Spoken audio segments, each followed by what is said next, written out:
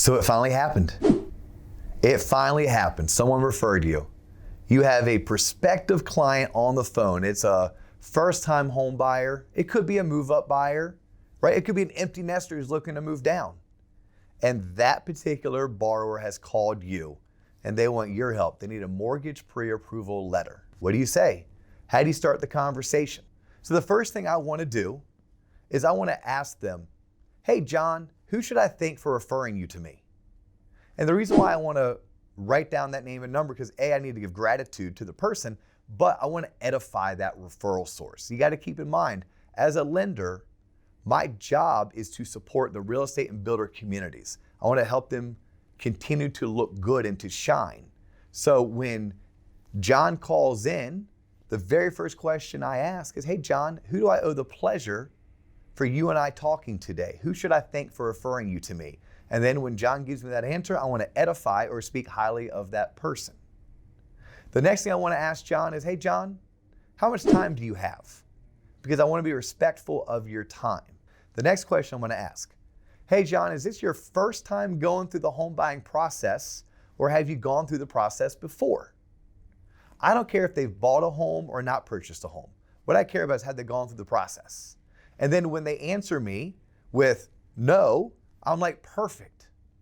Then I'm going to make sure that I slow down and walk you through this process where I'll be willing to hold your hand.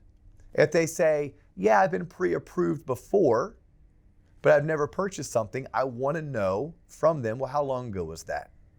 Right? If it was recently, then maybe they kind of have an idea of how it goes. If it was a long time ago, I'm going to treat them like they were a first-time home buyer. Same thing goes for, nope, I've purchased homes in the past.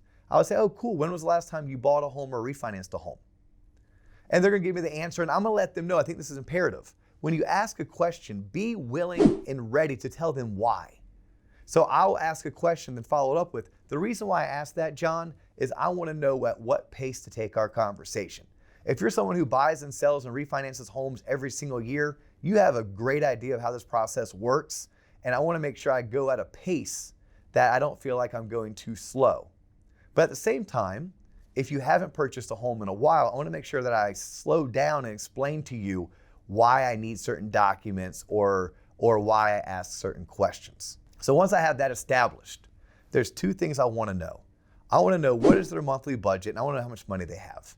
But I want to stay conversational. My job is to build trust, to build rapport. I want my conversation with this prospective borrower to be better than if they called their bank, to be better if they called that online lender who advertises like crazy through Google Click ads or on national television broadcast, right? So in order to do so, I have to be able to ask questions in a manner that it just sounds different.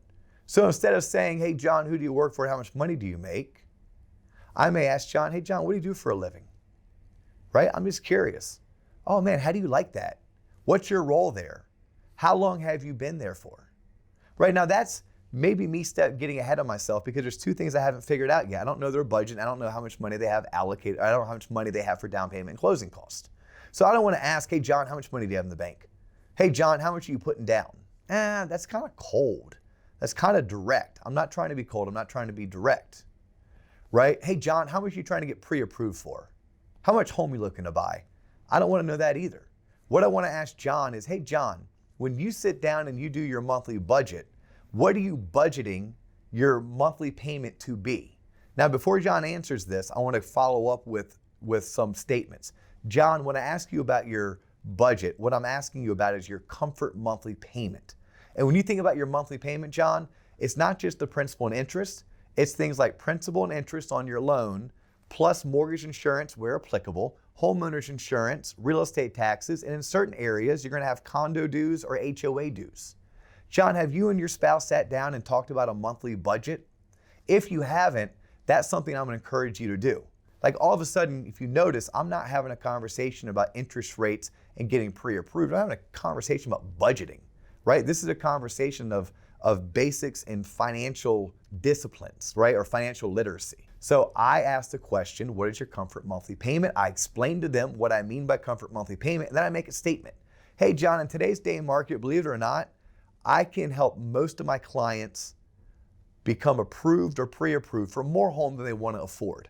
John, and I don't want to put you in a situation where, although you qualify, you end up biting off more than you can chew and you end up house poor. That's not the service I provide to my clients. What I'm doing here, ladies and gentlemen, boys and girls, I'm differentiating myself from the conversation they might have had with any other lender. I'm letting them know that I care about their financial well-being, and then I'm going to tell them that I'm going to marry their comfort monthly payment to a sales price. Hey, John, how much money do you have allocated to go towards this transaction? Now, sometimes people don't know the word allocate, and I understand that. Experience has taught me that. So before I let them answer, I say, by the way, when I say allocate, like how much have you earmarked? How much have you set aside? And then I'm gonna make this statement. John, the reason why I ask is that a lot of my clients may have X amount of dollars in the bank account, but it might not make sense for them to use all of that money. So John, what I'm trying to do is I don't want to drain you of all of your money. What I want to do is I want to tailor make financing to help you match your financial needs, wants, and goals. But I need to know how much money have you set aside or allocated to go towards this transaction, because I want to help you figure out, based on your down payment, based on how much I think closing costs are, and based on your comfort monthly payment, how do we marry all that to a sales price and then get you qualified for that amount? So comfort monthly payment is huge to me, and how much money have you allocated? I want people to know that I'm not trying to approve them for their max if their max is going to break them or leave them financially unstable. I also want them to know that I'm not trying to drain their bank account, right? I want them to understand that I totally get them being fiscally conservative and them being fiscally sound, which means we need to have enough money for down payment and closing costs and reserve assets. And I'm going to walk them through the importance of all of that.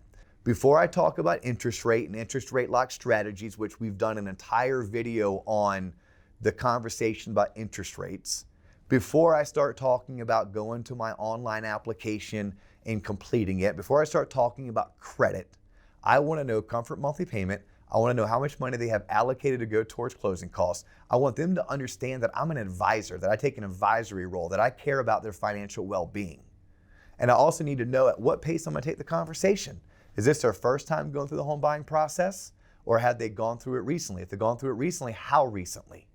And that, ladies and gentlemen, boys and girls, is how I would approach the beginning of an initial home buyer consultation with a new lead that just came in, where I start by asking who I thank for referring them. I edify that person. I then go through comfort monthly payment. I then go through funds allocated. I explain how I'm going to take the money that they have allocated to go towards a transaction, their comfort monthly payment, how I'm going to marry it to a sales price, and we're going to work towards getting them pre-approved towards a sales price. I talk about the next steps in the process. I hang up the phone, then I call that agent and I thank the agent for the referral. Do that 3 times a day, every single day, and you'll have a great mortgage career.